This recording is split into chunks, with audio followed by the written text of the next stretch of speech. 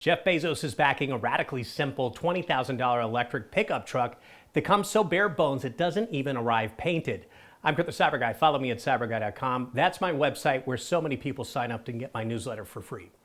Well, this is a slate truck, is what they're calling it. The anti-Tesla shaking up the EV world by ditching high-tech frills for affordability and customization. So there are no touchscreens, no power windows, just manual controls and a design that lets you switch from a two-seater pickup to a five-seat SUV.